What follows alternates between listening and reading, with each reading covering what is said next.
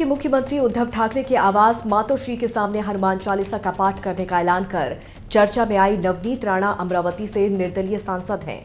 विधायक रवि राणा उनके पति हैं।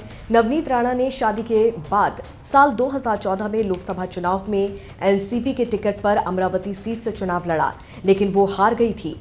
नवनीत कौर राणा ने 2019 के लोकसभा चुनाव में निर्दलीय लड़कर जीत हासिल की थी। इसके बाद कांग्रेस और एनसीपी ने उन्हें अपना समर्थन दिया था।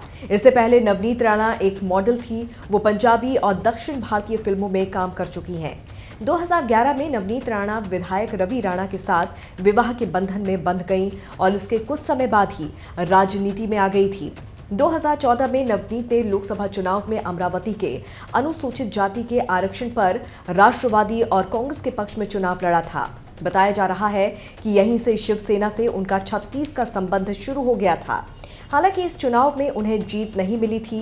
फिर उन्होंने 2019 के लोकसभा चुनाव में हिस्सा लिया और जीत हासिल की।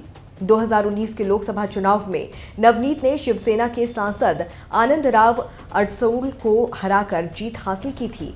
2021 में बॉम्बे हाईकोर्ट ने नवनीत पर 2 लाख का जुर्माना लगाया था। उन पर नकली जाति प्रमाण पत्र जमा करने का आरोप लगाया गया था।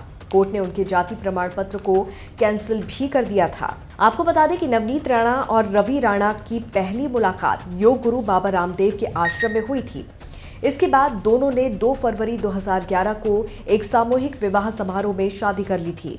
इस विवाह समारोह में कुल 4120 जोड़े विवाह बंधन में बंधे थे। जिस समय दोनों शादी के बंधन में बंधे उस समय रवि राणा विधायक थे और इसी वजह से दोनों की शादी काफी चर्चा में रही थी।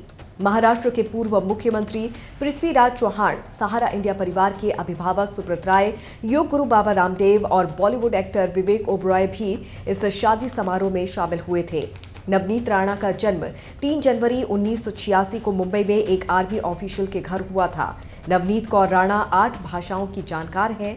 वो मराठी, पंजाबी, तेलुगु, हिंदी और इंग्लिश बोल सकती हैं। 12वीं कक्षा के बाद पढ़ाई छोड़ नवनीत मॉडलिंग करने लगी थी। मॉडलिंग से अपने करियर की शुरुआत करने वाली नवनीत ने कई म्यूजिक एल्बम में काम करने के बाद फिल्मों की तरफ रुख किया और कन्नड़ फिल्म दर्शन से अपने फिल्मी करियर की शुरुआत की। इसके बाद उन्होंने तेलुगु फिल्मों के अलावा कन्नड़, मलयालम और पंजाबी फिल्मों में भी काम किया।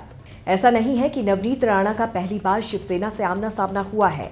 पिछले साल भी फरवरी में नवनीत ने एफआईआर दर्ज करवाई थी कि उनके नॉर्थ एवेन्यू स्थित फ्लैट पर धमकी भरा पत्र मिला था। इस पत्र में लिखा हुआ था कि अगर शिवसेना के खिलाफ बोला तो गंभीर परिणाम भुगतने होंगे।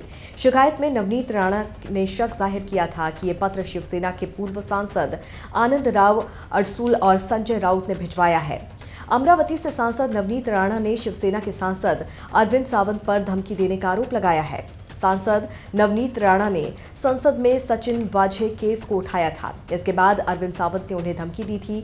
हालांकि अरविंद सावंत ने इन आरोपों को बेबुनियाद बताते हुए इसे साफ इनकार कर दिया था। नवनीत राणा पहले भी शिवसेना पर आरोप लगाती रही हैं कि जब जब वे शिवसेना के खिलाफ कुछ बोलती हैं उन्हें धमकी भरे पत्र मिलते हैं। नवनीत राणा का कहना है कि अगर एक महिला संसद में सुरक्षित नहीं है तो वो महाराष्ट्र में कैसे सुरक्षित रह सकती है।